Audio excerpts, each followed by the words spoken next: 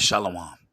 First off, I want to give all praise, glory, and honor to Yahweh, Bahashem, Yahweh Shai, Bahashem Rakakadash. Double honors to the apostles and the elders of Great Millstone.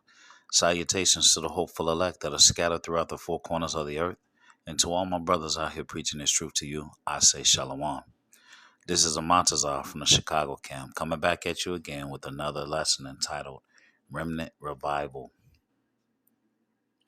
So just recently, I had got an invite from some past friends that I grew up with, growing up in the so called black church.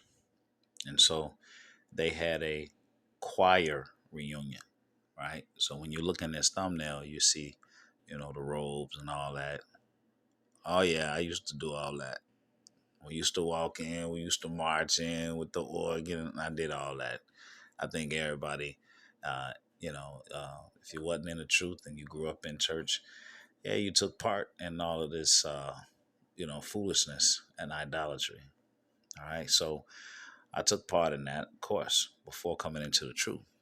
So I grew up, you know, uh, in Chicago, going to church on the west side of Chicago, singing in the choir, all of that good stuff. So they recently had uh, a, a, rem- a remnant. They called it a remnant revival.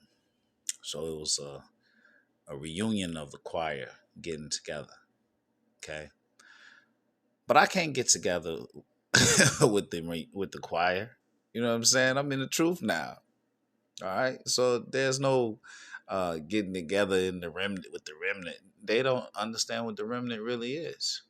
Okay, um, and who they're singing to.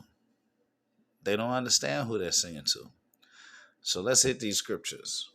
All right, this is Amos 5:23. It says, "Take thou away from me the noise of thy songs, for I will not hear the melody of thy viols.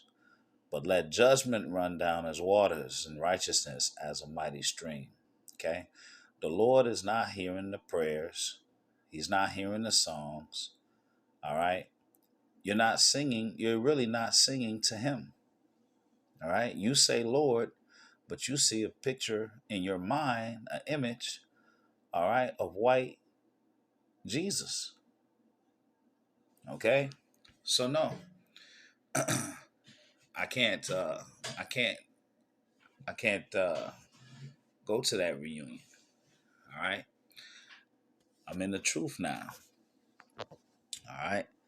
This is Ezekiel 9:4. It says, "And Yahweh said unto them, Go through the midst of the city, through the midst of Jerusalem, and set a mark upon the foreheads of the men that sigh and that cry for all the abominations that be done in the midst thereof. And to the others he said in mine hearing, Go ye after through the city, and smite. Let not your eyes spare, neither have ye pity, but slay."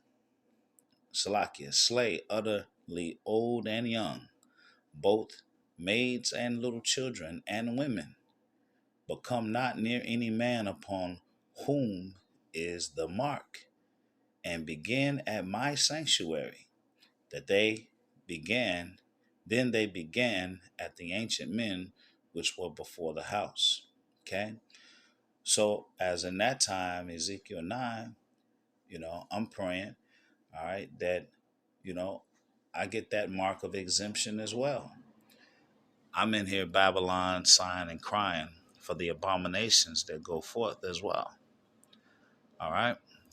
So this same choir and the same people you grow up with, when you come into the truth, you realize that, the Lord gave that quickening and that special understanding to you. And it's such a beautiful thing. All right. So there's no turning back. Okay. Turning back to your vomit. All right. These same people, they don't have the understanding.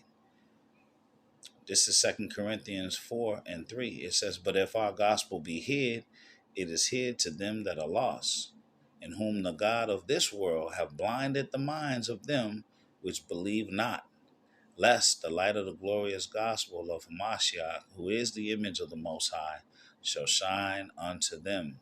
Okay, so it wasn't meant for them to get it. All right, so their singing is in vain, their worship is in vain. Okay, this is First Peter 4:17. It says, "For the time is come that judgment must begin at the house of the Most High, and if it first begin at us, what shall the end be of them that obey not the gospel of the Most High?" Jeremiah 4:22. It says, "For my people is foolish; they have not known me; they are sottish children, and they have none understanding, and they are wise to do evil, but to do good they have no knowledge." So the truth is, you know, the remnant revival and all of those peers and so-called friends that I had back in the day, they don't know the Lord. Okay, so they have a zeal of godliness, but it's not according to knowledge.